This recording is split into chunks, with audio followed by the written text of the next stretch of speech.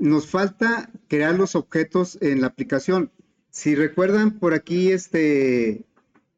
tenemos los mensajes que le vamos a enviar al usuario dependiendo de los datos que nos dio correctamente para crear los objetos. Y lo que nos falta es precisamente crear esos objetos. Entonces vamos a crearlos. Me voy a la aplicación y abrimos el frame. Bien, eso lo hacemos en el botón de crear objeto. Aprovechamos las excepciones para averiguar si el dato era correcto o no era correcto. Y le pusimos un 1 si es correcto, un 0 si es incorrecto. Y luego ya con eso analizamos acá las opciones en este switch. Y nos falta pues crear los objetos. Ya pusimos todos los mensajes cuando no se puede crear objeto. Vamos a crear una línea aquí. Vamos a crear línea. Le voy a poner así, lin es igual a new línea. Ya en este punto está garantizado que tanto largo, ancho y espesor ya van a traer valores. Ya valores correctos. Entonces aquí sería largo, ¿verdad? Luego, tenemos una etiqueta. Aquí es donde vamos a poner el toString del objeto. Por eso aquí no tiene ningún título, porque aquí va a ir el toString. Bueno, entonces nos vamos aquí al código y le vamos a decir a esa etiqueta JLabel objeto, ¿verdad? Objeto. Vamos a poner un texto. Aquí me pide una cadena por fuerza.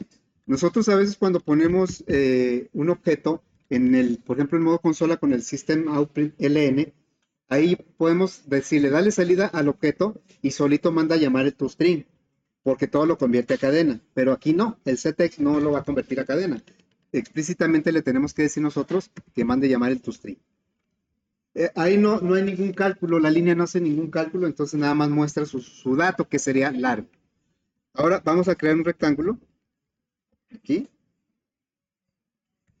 Sería rectángulo, rec o cualquier referencia, es igual a new rectángulo. Estamos usando el constructor parametrizado, o sea, ahí ya adivinó largo y ancho. Ahora, de todos los objetos podemos mostrar su toString, que es el que nos dice qué valores tienen sus atributos. Vamos a decirle en el JLabel objeto. Ahora le vamos a decir que ponga del objeto o la referencia rec. Recuerden que rec, lin no son objetos, son referencias a los objetos, porque los objetos pueden tener varias referencias. Rec, toString. Nada más que pues sí es muy cómodo y práctico decir que rec es un objeto y que lin es un objeto. En muchas situaciones eso va a ser, digamos, va a ser muy claro, muy entendible, pero estrictamente hablando, pues no son objetos, son referencias a objetos. Luego, aquí el rectángulo sí tiene cálculos. Fíjense, aquí vamos a mostrar el perímetro. Tenemos una etiqueta para mostrar el perímetro. Y aquí le vamos a pedir a la referencia al objeto rec que nos muestre el perímetro o nos calcule el perímetro. Esto lo tenemos que convertir a cadena para que lo acepte el setx. Ahí no hay problema porque no hay confusión o no hay pues, ¿qué pensarle? ¿Cuál es el método que ejecuta? Pues el método perímetro. En donde podríamos tener confusión es en el del área. Aquí tenemos el área y recordemos que el área lo tiene tanto la clase, por aquí lo tenemos, tanto la clase rectángulo como la clase paralelepípedo. Ahorita estamos creando un objeto de esta clase. ¿Cuál método va a ejecutar? ¿Cuál área va a ejecutar? ¿Esta o la de abajo? Pues la del área, la de aquí. Entonces sería aquí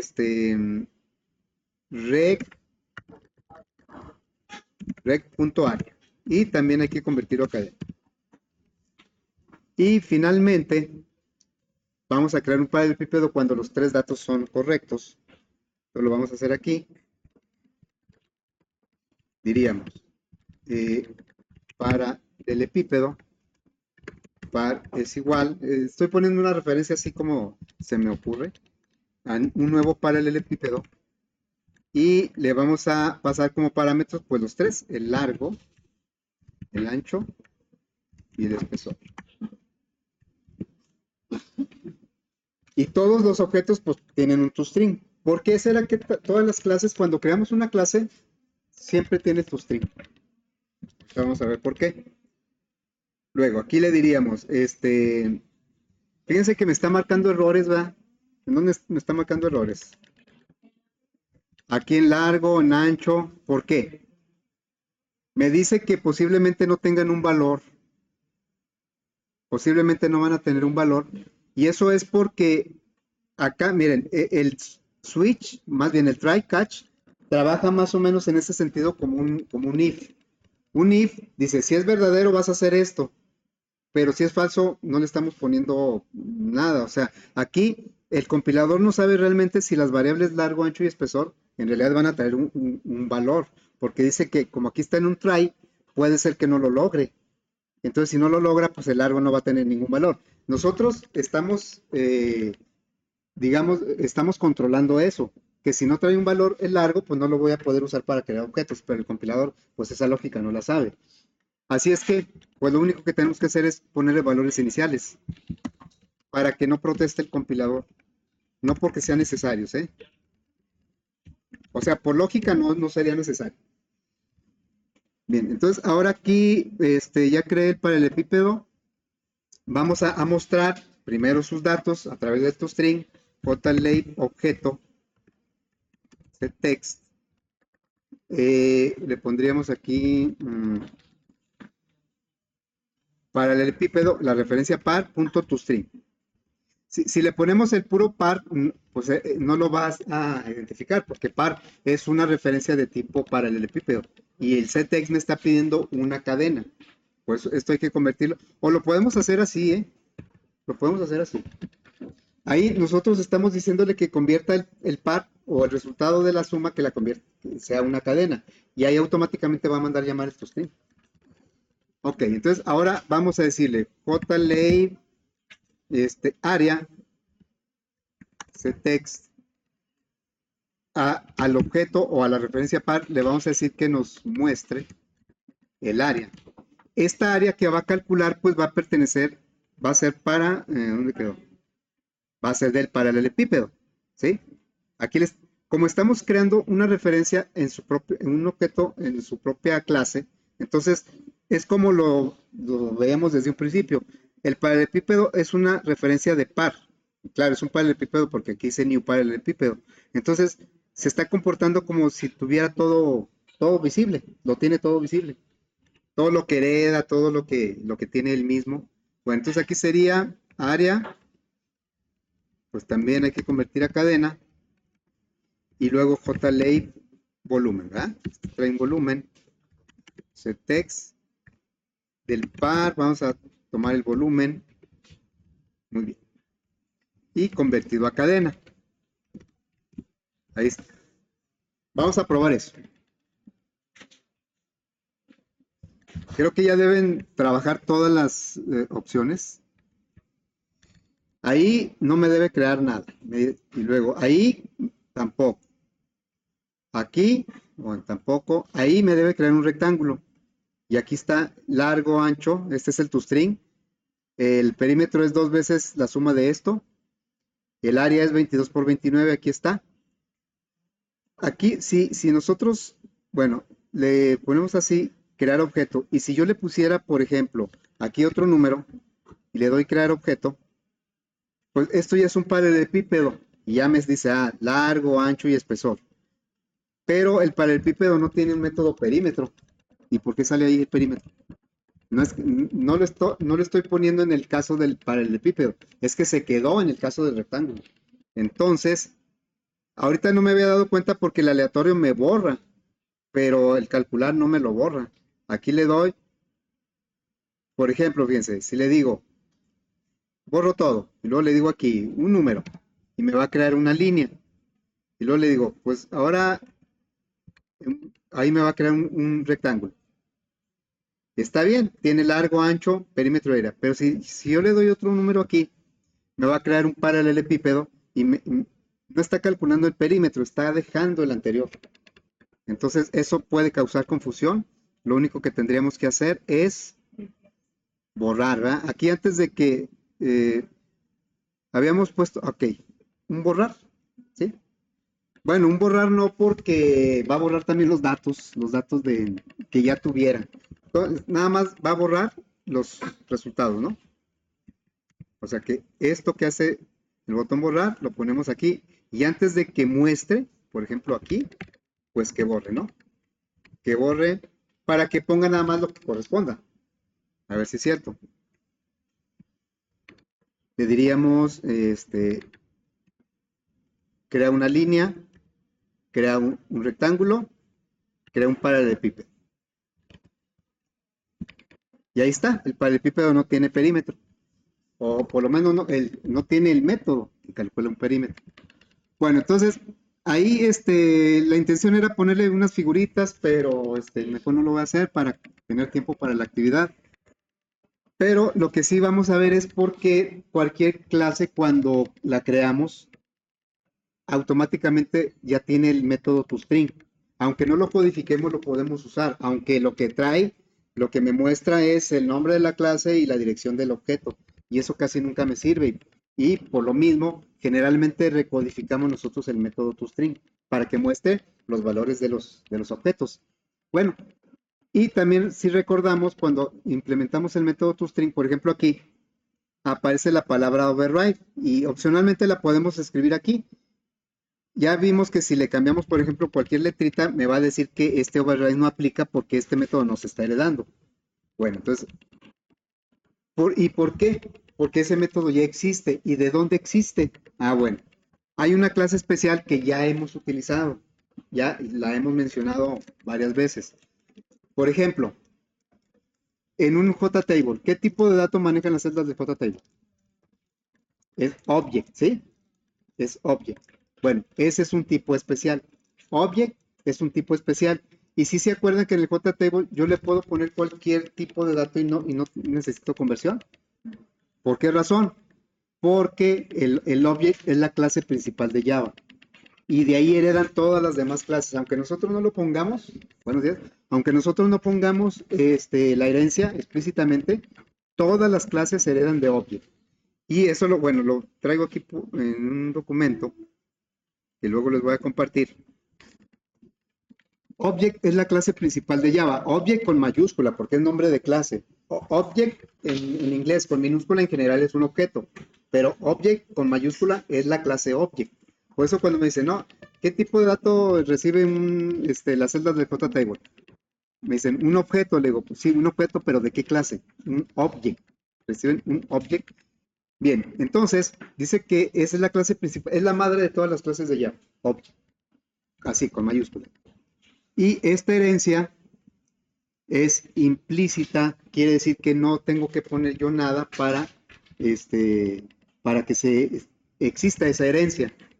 Aquí yo pongo como ejemplo la clase empleado. ¿Sí? Entonces, la clase empleado tiene dos atributos y un método. Pero nosotros normalmente le implementamos el método toString, pero si no se lo implementamos, de todos modos lo podemos usar. Y lo podemos usar porque lo hereda. ¿Sí?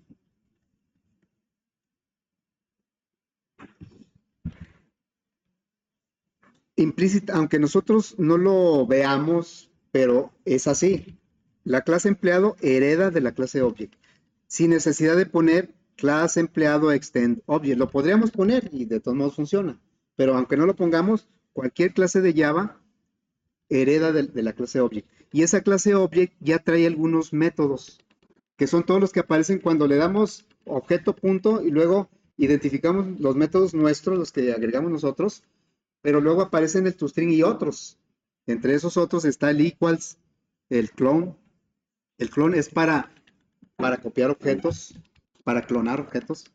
El equals es para comparar objetos. Recordemos que los operadores mayor, menor, mayor igual, menor igual, no funcionan con objetos, nos marca error. Y sí funcionan los operadores igual, igual y es diferente, pero no comparan contenido de los objetos, comparan direcciones. Y pues eso casi nunca nos sirve, en la mayoría de los casos. Bueno, entonces, por esa razón nosotros podríamos usar de cualquier objeto, de cualquier clase, el método toString, el método equals. Ahora, la idea, obviamente la clase Object no sabe cómo se comparan dos objetos. Entonces, ¿cómo puede ser que nos proporcione un método equals para comparar dos objetos? Ese método equal lo hemos usado para comparar cadenas. Equals, cadena 1.equals, cadena 2 me dice si contienen lo mismo esas cadenas. O si le ponemos la negación, pues nos dice si no traen lo mismo. Pero ¿cómo? Ahí porque sí lo podemos utilizar para comparar cadenas, porque la clase string, que es a la que pertenecen las cadenas, ya trae un código que compara cadenas y la lógica pues la tiene el método equals de la clase string.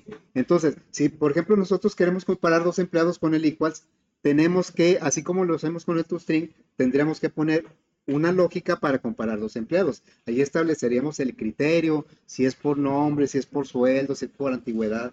Ahí nosotros establecemos el criterio. Bueno, entonces, eso, ¿qué, qué significa? Que yo aquí actualicé, miren, actualicé la clase, la jerarquía de clases porque al principio la habíamos puesto con atributos privados, private, private, private, ¿sí?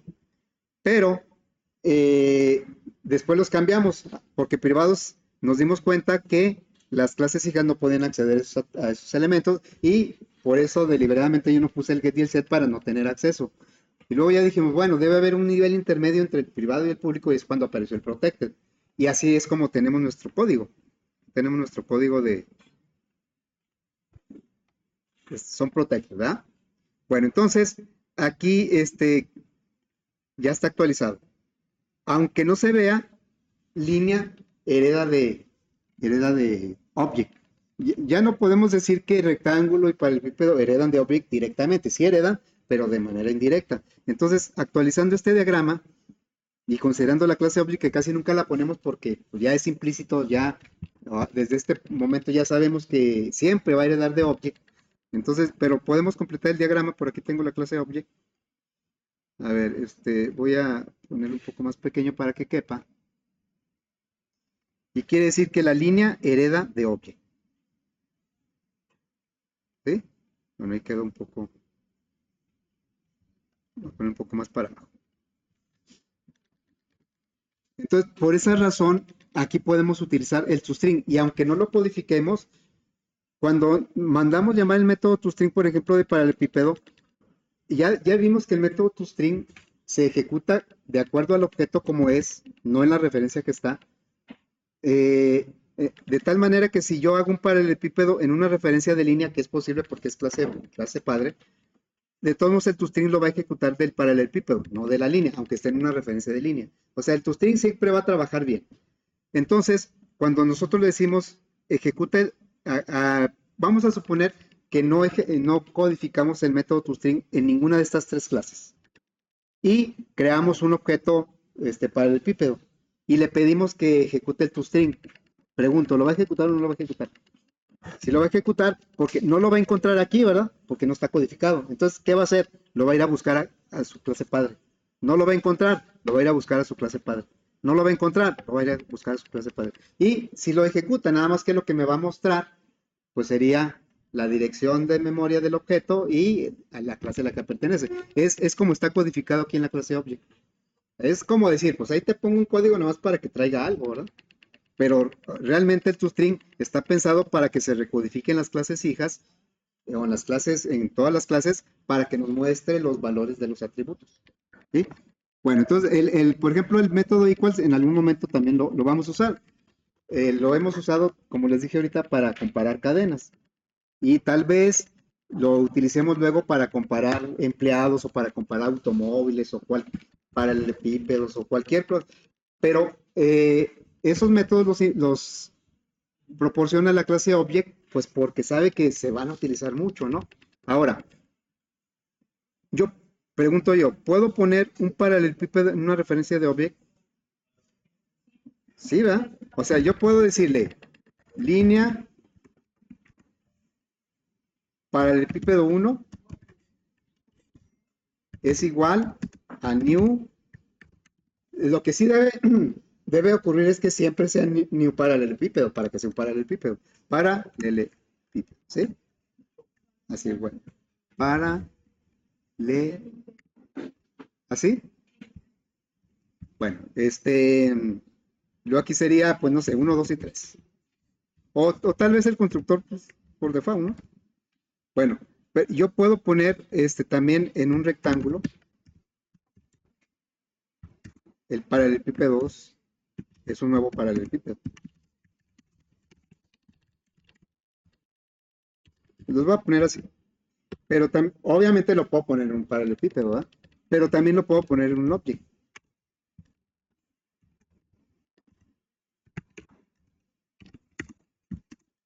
Por eso object, cuando usamos el set value add en el JTable, me acepta cualquier tipo de, yo le puedo poner lo que sea en el set, en el primer parámetro del set value, me pide un tipo object, y como object es la clase padre de todas las clases, yo puedo poner lo que sea. De hecho, algunos eso me hacen en el proyecto, ¿eh? No sé de dónde lo toman o si lo saben realmente. Me crean un arreglo de objetos, de object, para hacer el ordenamiento. Y pues sí se puede, ¿verdad? Pero pues no es como lo estamos haciendo. Aquí sería new para, porque dijimos que el JTable es una matriz de object. Entonces, eso podemos decirle así, object, me han hecho esto en el proyecto, object, y luego ponen esto así.